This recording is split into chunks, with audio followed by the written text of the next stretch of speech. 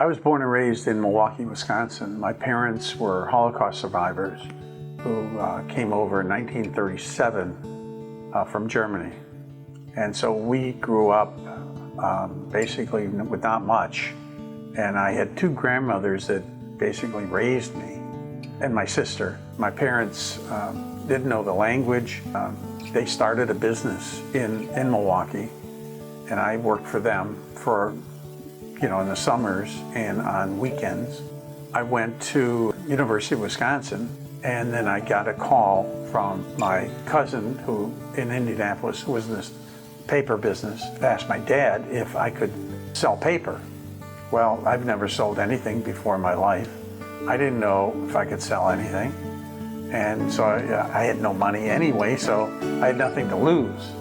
So I was single, and so I moved down here when I was 20 and worked for this other company for 13 years. I did start Acorn with another gentleman, and we were together for about 20 years, and then we parted our ways. He wanted to go a different way than I did. I ended up with the company. We started with a building that had 25,000 square feet, which was very, very large to us because we had no inventory to start with. Then we were there maybe 8 years, and then moved to another building that was 53,000 square feet, 55,000 square feet. And then we thought that was huge.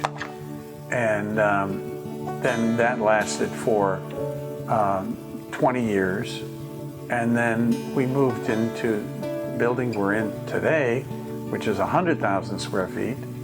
And and right now we're in the process of building a bigger building because we're out of space here, and building a building that's 125,000 square feet, but much higher ceilings because cubes are important in our industry. 5 years ago, we built a new facility in Columbus, Ohio that's 100,000 square feet, which is a new modern building, and that's pretty much what we're doing here. So we started with 2 employees. The only thing I hadn't done is drive a truck, which they wouldn't let me. But I've done it pretty much, when you start a business, you just pretty much do everything. So, I had 2 small children at the time. I would go to work in the morning and meet my wife and family for dinner, and then I'd go back to the office and work till 2, 3 o'clock in the morning. And that I did for several years. And fortunately, I don't have to do that anymore. We started with very few employees, then you keep on adding as you grow. And that's what we've done. I didn't have a plan. All I wanted to be was successful. And the reason I felt the way I did is because of what my parents went through. And I figure if my parents went through what they went through, whatever I'm going to do is much easier than what they did and what they had to do to survive. So, running a business, yeah, it's hard work, but compared to the way I was raised, this is nothing. My daughter is the president of the company right now, and we're a WBE. And when she graduated from college, asked her to join us in the beginning because I wasn't sure if that's what she wanted. So she was a food broker in Columbus, Ohio, and Cincinnati for 5 years, and then she called me and said, maybe it's time I come to work in the business. So that was probably one of the better decisions that both of us have ever made. I am so happy, so lucky to have my daughter in the business and be able to work with her, get along.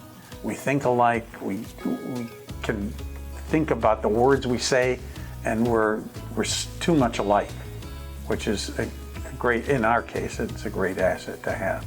My grandchildren are 19, 17 and 9. So yes, they are, hopefully they'll join the business, and it would be the 3rd generation. That would be, a goal for me, but I'm not going to force anybody. At one time we had a retail store that my wife ran. We decided we're not in the retail business, we're in the wholesale business. So she is not in the business. My son was in the business, and he, you know, being from Indiana, we don't have any water here, and he had friends in LA, and that's where he lives today. But he's in IT, and he has been very beneficial, especially with the new building that we're building, that we are, he's doing all the IT that is above my pay grade. You know, as far as my son is concerned, it was kind of interesting. When 9/11 hit, he decided that he owed more to the country, and he enlisted in the Navy. And then he spent 9 months in Afghanistan and Iraq, and the Iraqi war. And that was traumatic for my wife and myself. You know, it's bittersweet. You're proud of your kids, you're proud of what he did, but you just want to wring his neck. You know, we're saying to ourselves, how could you do that to us?